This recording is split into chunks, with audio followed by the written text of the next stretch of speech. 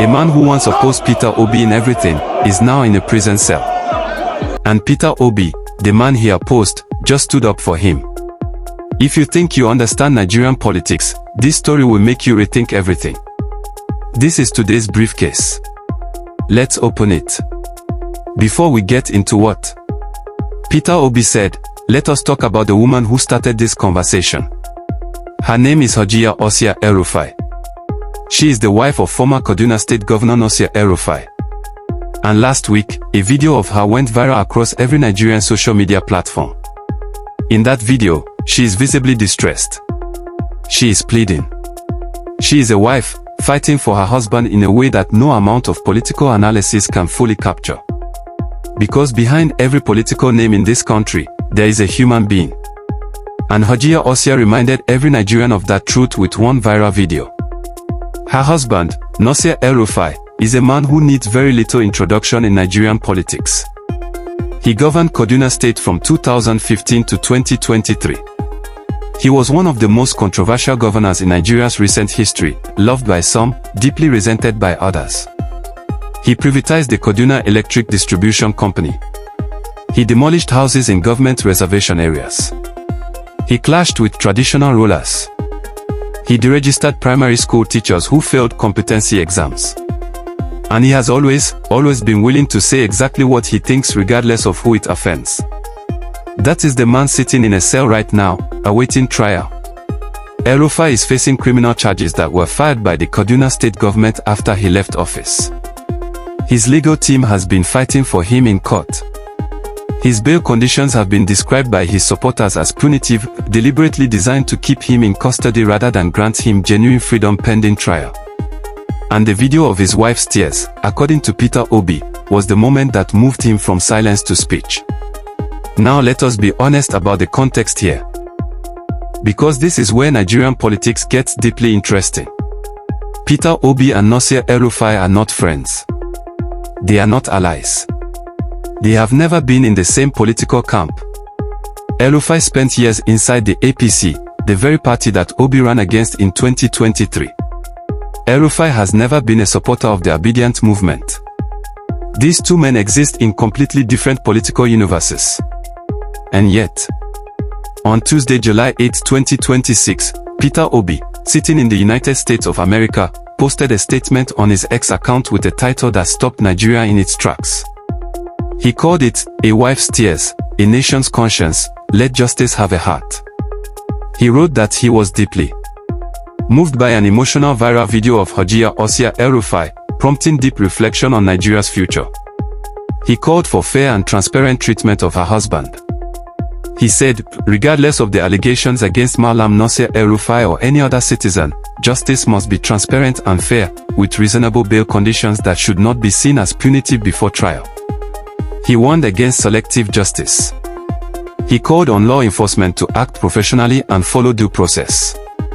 Read that again. An opposition presidential candidate, calling on the government to treat fairly a man from the ruling party. In Nigerian politics, where every move is either for or against your own interest, what Peter Obi just did does not fit neatly into the script. So why did he do it?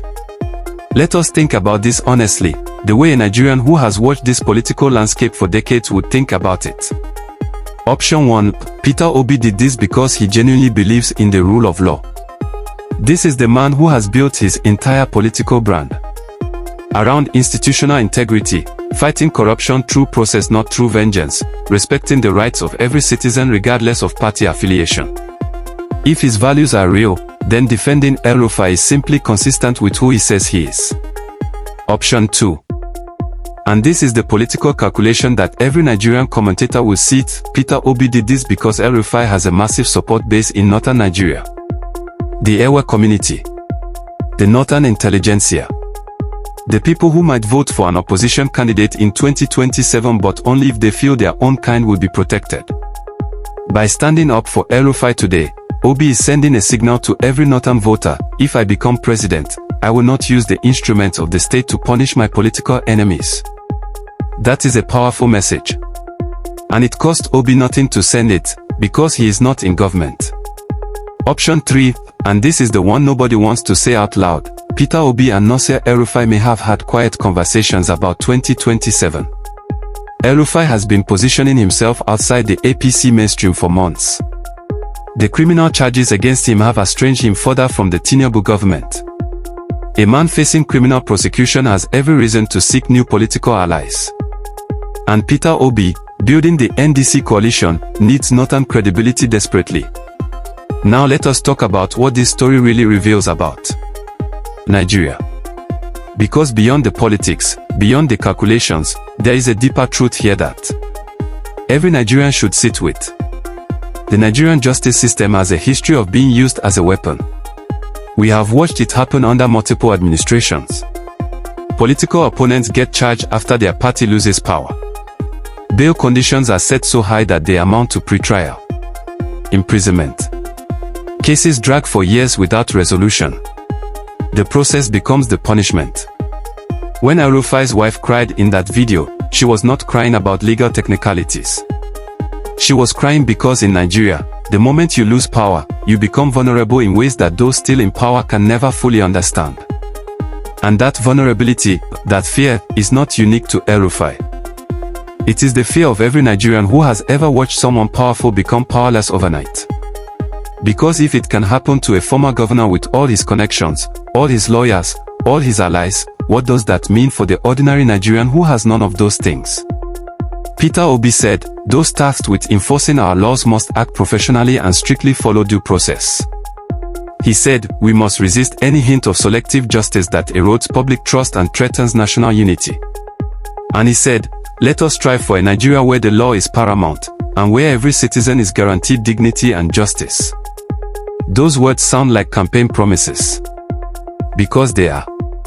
Every word Peter Obi writes in 2026 is a building block for 2027.